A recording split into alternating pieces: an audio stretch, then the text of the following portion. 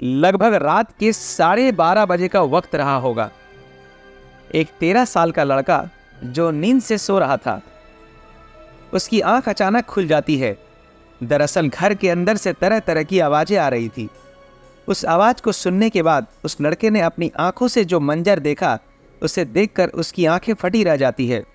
उससे पहले वह लड़का कुछ कर पाता या कुछ कह पाता, उससे पहले उस पर हमला कर दिया जाता है और उसकी हत्या कर दी जाती है। यह हत्या की पहली शुरुआत थी। इसके बाद और 4 कत्ल किए जाते हैं।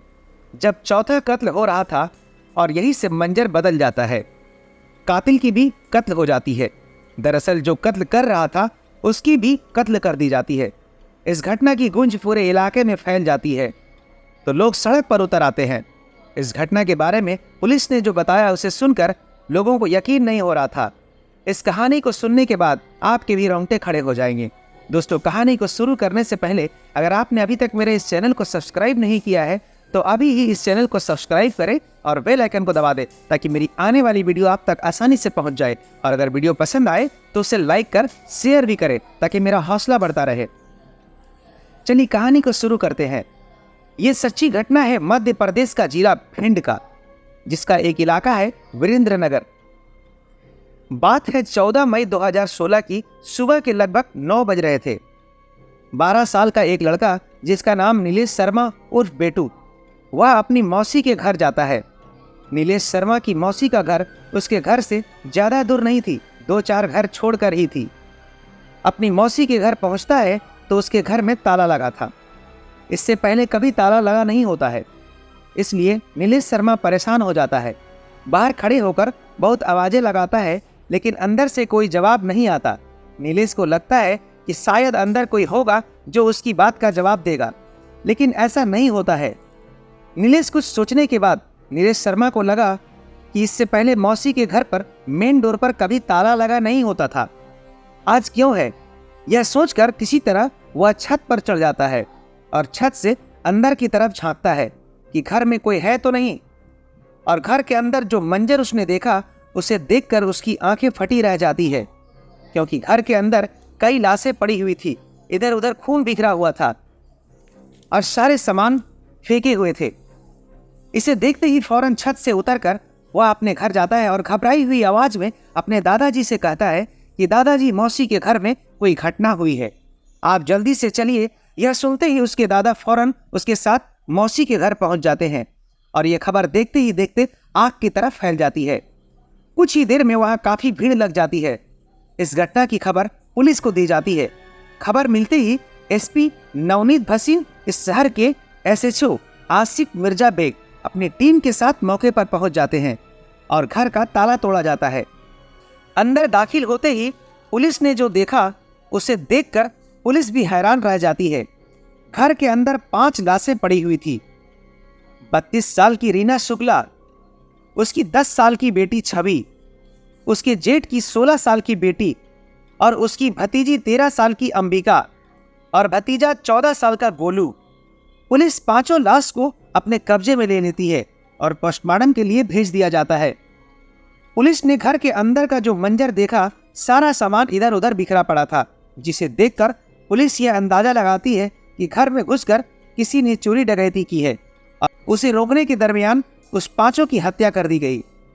इस तरह एक घर के अंदर से 5 लाशें निकला चर्चा का विषय बन जाता है। पुलिस ने जब इस मामले की तहकीकात शुरू की तो जांच पड़ताल में पुलिस को लगा कि यह डकैती का मामला है और डकैती के दरमियान इस घटनाक्रम को अंजाम दिया गया है। लेकिन जब पुलिस ने बारीकी से खंगाला तो उसे पता चला कि घर में कोई ऐसा सामान गायब ही नहीं हुआ है। इससे पुलिस को यह अंदाजा लगता है कि यह डकैती का मामला नहीं है, यह मामला कुछ और है और पुलिस आगे की तहकीकात में लग जाती है। उस घर में एक फ़ोन बरामद किया जाता है और इधर पुलिस पर भी बहुत ज़्यादा प्रेशर था कि आखिर यह घटना क्यों हुई, किसने की, इस पूरे हत्याकांड की वजह क्या थी। हर कोई यह जानना चाहता है। अगले दिन सोशल मीडिया में यह खबर वायरल हो जाती है। इधर पुलिस इस फ़ोन कॉल की डिटेल्स निकलवाती है और इस फ़ोन कॉल पर जो सबसे ज़्यादा बात हुई थी उसके बारे में पता लगाया जाता है। तो पुलिस को पता चलता है कि गोविंदपुर का रहने वाला एक व्यक्ति नीतीश दीक्षित उर्फ अंकुर का है। अब पुलिस नीतीश दीक्षित की तलाश में लग जाती है और 24 घंटे के अंदर ही उसे गिरफ्तार कर लिया जाता है और पुलिस उससे पूछताछ शुरू कर देती है। पहले तो उसने पुलिस को इधर उधर घुमाया, लेकिन जब पुलिस उससे सख्ती से पेश आती है तो उसकी सारी हेकड़ी निकल जाती है और उसने अपनी सारी कहानी तोते की तरह बताना शुरू कर दिया। इस कहानी को जानकर आपके होश उड़ जाएंगे। नीतीश दीक्षित पुलिस को बताता है कि रीना शुक्ला के घर में एक किराएदार रहती थी जिसका नाम रोली भगोरिया होता है। नीतीश दीक्षित रोली भगोरिया के बच्चे को ट्यूशन पढ़ाने जाया करता था। तभी उसकी मुलाकात 32 साल की रीना शुक्ला से होती है। रीना शुक्ला के पति का 2024 में किसी बीमारी के कारण निधन हो गया था। रीना की एक बेटी थी जिसका नाम छवि था, वह 10 साल की थी। नीतीश दीक्षित जिसकी उम्र 24 साल की थी, वह रोज ट्यूशन पढ़ाने आया करता था। रीना उससे हाल चाल पूछा करती थी। हाल चाल पूछने के दरमियान इन दोनों में काफी दोस्ती हो गई और इन्हें पता भी नहीं चला। अब दोनों में फोन में बातचीत का सिलसिला शुरू होता है और कई कई घंटों तक फोन में बातें किया करती थी। एक महीना में 300 से ज्यादा बार दोनों ने आपस में अलग अलग नंबरों से बातचीत किया। बातचीत का सिलसिला चल रहा था। इसी बीच दोस्ती इतनी गहरी हो गई कि रात को नीतीश दीक्षित को इशारा मिला करता था तो वह आ जाया करता था। दरअसल उसने नर्सिंग का कोर्स भी कर रखा था और वह रीना के पास आता था तो कुछ दवाइयाँ रीना को ला कर दिया करता था और रीना वह दवाई अपनी बेटी, अपनी भतीजे भतीजी को दे दिया करती थी ताकि वह आराम से सो जाए। और जब बच्चे गहरी नींद में सो जाते थे तो नीतीश और रीना एक दूसरे के साथ शारीरिक संबंध बनाया करते थे और जब तक चाहते थे एक दूसरे के साथ वक्त बिताते थे और सुबह होने से पहले नीतीश वहां से चला जाता था। ये सिलसिला लगातार चलता रहता है। 14 मई 2016 की रात भी रीना बच्चों को दवाई देती है। सभी दवाई खाने के बाद सो जाते हैं, लेकिन उसके भतीजे पर गोली का असर शायद उस दिन नहीं हुआ जितना हमेशा हुआ करता था। जैसे ही सब बच्चे सो गए, इशारा मिलते ही नीतीश रीना के घर आ जाता है और यह दोनों एक दूसरे के साथ होते हैं। तभी लगभग रात के 1 बजे गोलू की आंख खुल जाती है। गोलू की आंखें खुलने के बाद गोलू महसूस करता है कि घर से अजीब अजीब आवाजें आ रही है। जब वह झांक कर देखता है तो उसके हाथ पैर कांपने लगते हैं। वह देखता है कि उसकी बुआ किसी व्यक्ति के साथ अवैध रूप से संबंध बना रही थी। वो गलत स्थिति में थी। अपनी बुआ को इस हालत में देखने के बाद, इससे पहले कि वह कुछ कह पाता, उससे पहले रीना और उसका प्रेमी नीतीश दोनों मिलकर उसे पकड़ लेते हैं और फैसला करते हैं कि इसको मार दिया जाए ताकि हमारे संबंध के बारे में किसी को पता ना चल सके, और दोनों मिलकर उसकी हत्या कर देते हैं। गोलू अपने बचाव में चीखता चिल्लाता है तो उसके मुंह में कपड़े डाल दिया जाता है ताकि उसकी आवाज कोई सुन न सके, और उसके हाथ पैर बांध देते हैं और चाकू से उसकी हत्या कर दी जाती है। इसी दौरान शोर शराबा से अंबिका जग जाती है। उसके बाद महिमा जग जाती है। अंबिका और महिमा के जागने पर इन दोनों को भी ठीक उसी तरह हत्या कर दी जाती है जैसे गोलू की गई थी। इसी बीच रीना शुक्ला की बेटी छवि भी जाग जाती है और अब उसकी आंखें खुलने के बाद और वो अपनी माँ के पास आती है। जब नीतीश दीक्षित छवि को देखता है तो उसे भी मारने की कोशिश करता है। रीना उसे रोकने की कोशिश करती है और वो कहती है कि तुम इसे क्यों मार रहे हो, ये मेरी इकलौती बेटी है। इस बात पर नीतीश दीक्षित कहता है इसे भी मारना जरूरी है, अगर हमने इसे नहीं मारा तो हमें पुलिस पकड़ लेगी, इसलिए इसे मारना जरूरी है। यह कहकर नीतीश छवि की हत्या कर देता है।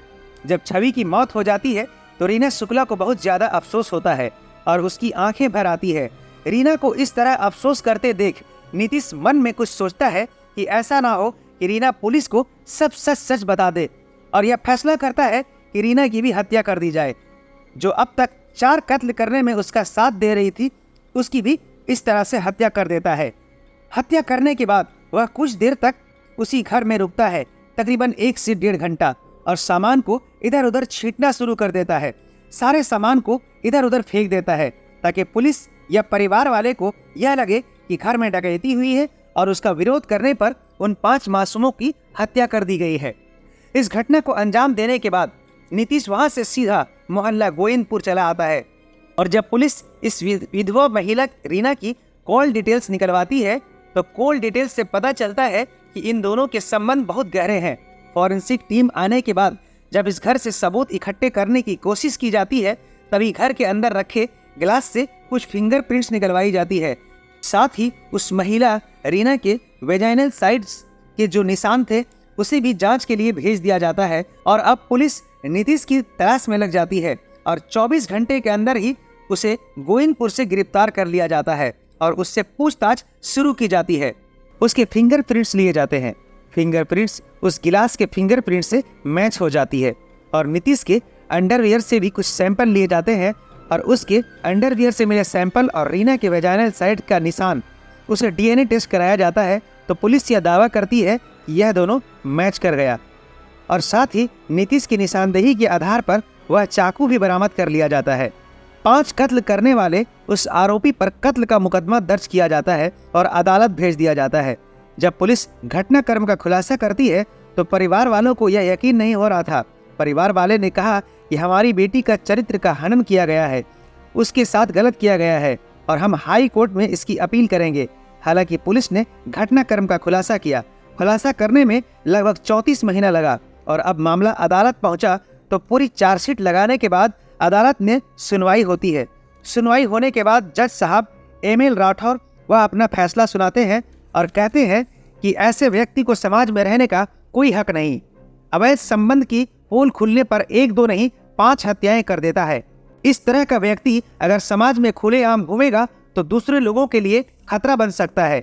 इसलिए इस व्यक्ति को फांसी की सजा दी जाती है और साथ ही कहते हैं कि इस व्यक्ति को उस वक्त तक फांसी के फंदे पर लटकाया जाए जब तक उसके प्राण ना निकल जाए। यह कहकर जज साहब अपनी कुर्सी से उठ जाते हैं। अब आगे क्या होगा क्या नहीं होगा, क्योंकि नीतीश दीक्षित हाई कोर्ट, फिर सुप्रीम कोर्ट, फिर राष्ट्रपति, अभी भी बहुत सारे चांस मिलेंगे। अब आगे उसकी फांसी की सजा को बरकरार रखी जाएगी या उसे दूसरी सजा में तब्दील कर दिया जाएगा, इस बारे में अभी कुछ कहा नहीं जा सकता। कानून के हिसाब से अपराधी को अपने बचाव में कई चांस दिया जाता है। इधर घर वालों को पुलिस की बात पर यकीन नहीं हो रहा था। हमारे परिवार की बेटी को बदनाम करने की कोशिश की गई है, इसलिए हमसे जो बन पड़ेगा हम करेंगे और हमारी बेटी को इंसाफ दिलाएंगे। और इधर पुलिस कहती है कि हमारे पास पर्याप्त सबूत है और सबूतों के आधार पर ही इस घटनाक्रम का खुलासा किया गया था। दोस्तों, ये कहानी आपको कैसी लगी हमें कमेंट्स बॉक्स पर लिखकर जरूर बताएं। और अगर आपने अभी तक मेरे इस चैनल को सब्सक्राइब नहीं किया है तो प्लीज़ अभी ही मेरे चैनल को सब्सक्राइब करें और बेल आइकन को दबा दें ताकि मेरी आने वाली वीडियो आप तक आसानी से पहुंच जाए। और अगर वीडियो पसंद आए तो उसे लाइक कर शेयर भी करें ताकि मेरा हौसला बढ़ता रहे। मिलते हैं अगली क्राइम की कहानी के साथ। धन्यवाद।